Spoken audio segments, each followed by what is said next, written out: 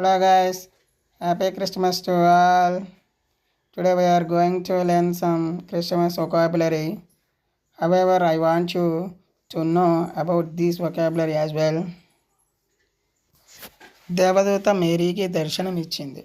Angel appeared to Mary. రక్షకుడిని saviour అంటారు. పాపముల నుంచి రక్షణ, సేవ్ ఫ్రమ్ సిన్స్. జోసెఫ్ మేరీని వివాహం చేసుకున్నాడు. Joseph got married to Mary.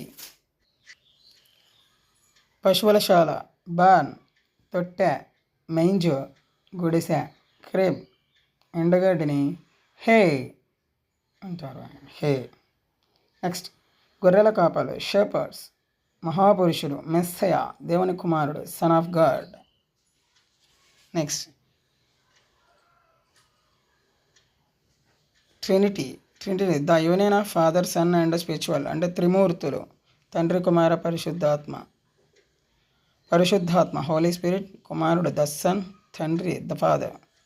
శిష్యుల్ని డిసైపుల్స్ అంటారు. యేసుక్రీస్తుకు 12 మంది శిష్యులు అన్నారు. వాళ్ళని అపోజిల్స్ అని అంటారు. అపోజిల్స్. నెక్స్ట్,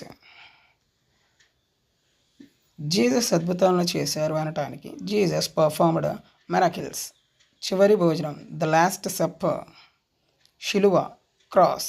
శిలువ వేయటాన్ని క్రూసిఫిక్షన్ అని అంటారు. Crucifixion.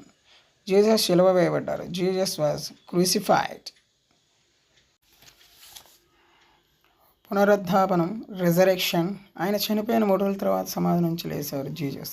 He rose from the grave after 3 days of his death. Grave అంటే సమాధి. Rose, it is the past form of rise. ఆరోహణం అంటే అసెన్షన్. ఆయన స్వర్గారోహణ చేశారు, అంటే చనిపోయిన తర్వాత ఆత్మగా ఆకాశంలోకి వెళ్ళిపోయారు, హెవెన్లోకి. He ascended to heaven. మోక్షము, సాల్వేషన్. ఎటర్నల్ సాల్వేషన్ అని కూడా అనొచ్చు, అంటే శాశ్వత మోక్షం అని అర్థం. క్రిస్టమస్ పాడే గీతాలు ఉంటాయి కదా, వాటిని క్రిస్టమస్ క్యారల్స్ అంటారు. Christmas, Good Friday, Easter, these are celebrated by Christians. And మేము కూడా జరుపుకుంటాము. ఇది వరల్డ్ వైడ్గా జరుపుకునే ఫెస్టివల్స్ ఇవి. So I wish you happy Christmas to all. The colors of Christmas may bring brights of colors into your life.